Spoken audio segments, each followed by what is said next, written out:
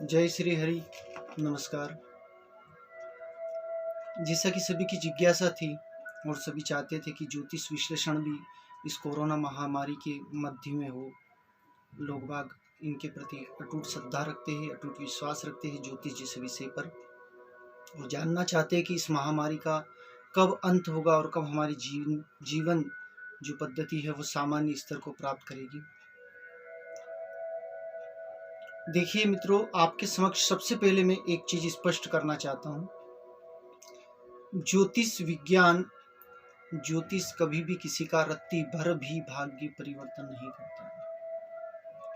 ज्योतिष जो विषय होता है वो आपको प्रकृति के अनुकूल चलने के लिए प्रेरणा प्रदान करता है, मार्गदर्शन प्रदान करता है, ताकि हम उसके अनुकूल चल सके। हम विपरीत आयामों में चलते हैं तो हमारा जीवन अस्त व्यस्त हो जाता है, हम जीवन को समझ नहीं पाते। ज्योतिष उसे समझाता है कि आपको कैसे आचरण करना चाहिए, कैसे चलना चाहिए, क्या करना चाहिए, हमारी कमियों को दूर करता है। कोरोना जैसी महामारी के अंतर्गत पूर्व में हमने बताया था आपको कि 4 मई तक स्थिति सामान्य होने की संभावना है। निश्चित था कि 4 मई तक स्थिति सामान्य हो ही जाती।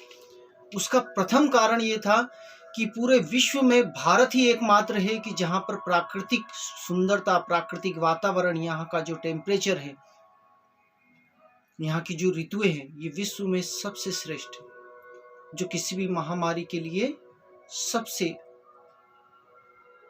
विपरीत महामारियों को आने ही नहीं देती। प्रकृति हमारे साथ थी, ईश्वर हमारे साथ था, आध्यात्मिक चेतना हमारे साथ थी। तो ऐसी कौन सी परिस्थितियां बनी जिसके कारण यह महामारी यहाँ तक फैली, इतनी विराट रूप में हमारे समक्ष प्रकट हो रही है? उसका कारण हम स्वयं हैं। आज हम प्रकृति को दोष नहीं दे सकते या किसी परमात्मा को दोष नहीं दे सकते, इसके दोषी हम स्वयं हैं। हम इसकी गंभीरता को नहीं समझ रहे।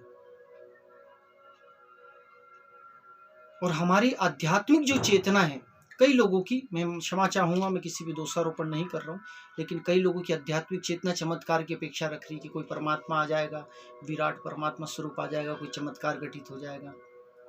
हमने धर्म को बहुत छोटे स्तर में समझा, धर्म के विराट स्वरूप को हम कभी समझ ही नहीं सके। प्रत्यक्ष कोई परमात्मा नहीं आता है, हमको समझना पड़ता है, परमात्मा के उस संकेतों को समझना पड़ता है, प्रकृति के उस संकेतों को समझना पड़ता है। कई लोग विज्ञान को अलग मानते हैं, धर्म को अलग मानते हैं कि विज्ञान तो बिल्कुल अलग आयाम है, धर्म अलग आयाम है। लेकिन अगर देखा जाए तो विज्ञान धर्म का ही हिस्सा है। 4 मई तक स्थिति सामान्य हो जाती, लेकिन कुछ कतिपय बहुत अति बुद्धिजीवी वर्ग है, बुद्धिजीवी लोग हैं, जिन्होंने इस स्थिति को और गंभीर रूप बना दिया।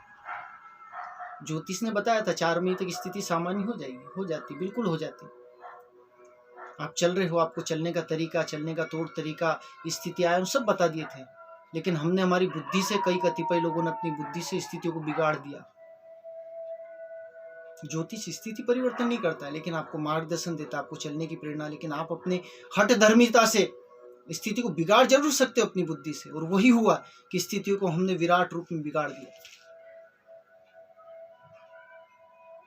अब स्थिति आगे जाकर 4 मई से 21 जून तक, जब सूर्य ग्रहण होगा, क्योंकि सूर्य ग्रहण होगा उस समय तक स्थिति सामान्य अवस्था में, उसके उपरांत स्थिति सामान्य अवस्था में जाने की संभावना है। लेकिन वो भी तभी होगा जब हम पूर्ण रूप से विज्ञान का, शासन के नियमों का पालन करेंगे। माननीय प्रधानमंत्री जी ने जो बोला था कि घर में रहने की जो आग्रह किया था, ईमानदारी से बताओ कितने लोगों ने उसका पालन किया? हम लोग अपने आप को ही ज्ञानी और श्रेष्ठ मानते हैं, और स्थितियों को हमने ही फैलाया। कहीं ना कहीं उसके दोषी हम ही, हमारे समाज के कई लोग हैं। अगर आज उसका पालन करते तो स्थिति यहां तक नहीं पहुंच पाती। 21 जून को सूर्य ग्रहण होगा, और ये भी ध्यान रख लेना, अभी शनि स्वग्रह ही है, 21 जून को भी शनि स्वग्रह ही रहेगा, गुरु भी शनि के घर में बैठा हुआ है। और सूर्य को जब ग्रहण लगेगा तो शनि और सूर्य विपरीत आयामों में दोनों शत्रु है, पिता पुत्र है परंतु शत्रु है। उस जैसे ही सूर्य को ग्रहण लगेगा, शनि का पावर तेज होगा। उस समय अगर किसी ने नियमों की अवहेलना करी तो ये बात ध्यान रखना, उस समय अगर स्थिति बिगड़ गई 21 जून को, तो उसके बाद संभालना बहुत मुश्किल हो जाएगा।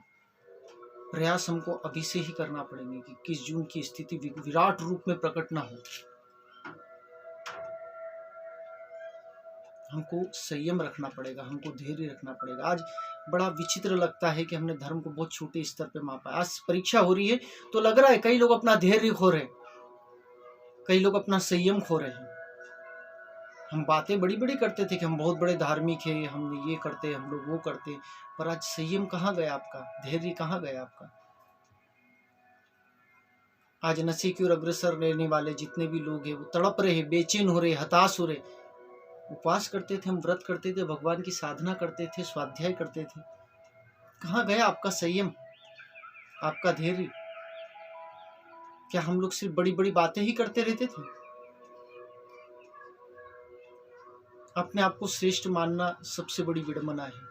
श्रेष्ठ है प्राकृतिक चीजों से, सब चीजों से है, लेकिन उसके विज्ञान को भी समझना पड़ता है, अध्यात्म को भी समझना पड़ता है।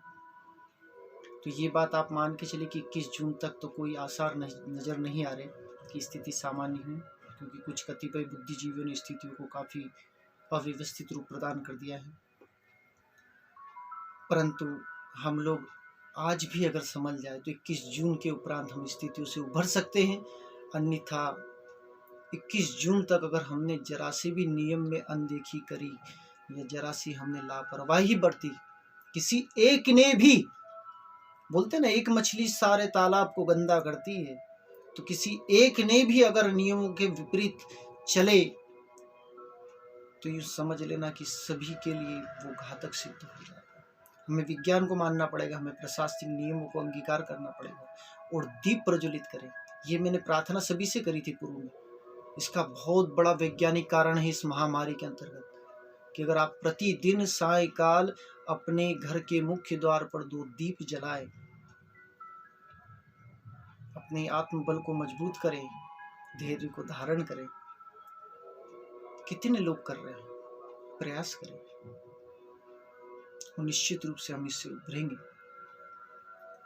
तो आपसे मेरा पुनः अनुरोध है, अपना धैर्य धारण करें और 21 जून तक स्थिति के कोई सामान्य होने की आसार नहीं लग रहे, परंतु हम अगर धैर्य धारण करके नियमों का पालन करेंगे तो निश्चित ही जल्द से जल्द इस स्थितियों से उभर सकते हैं।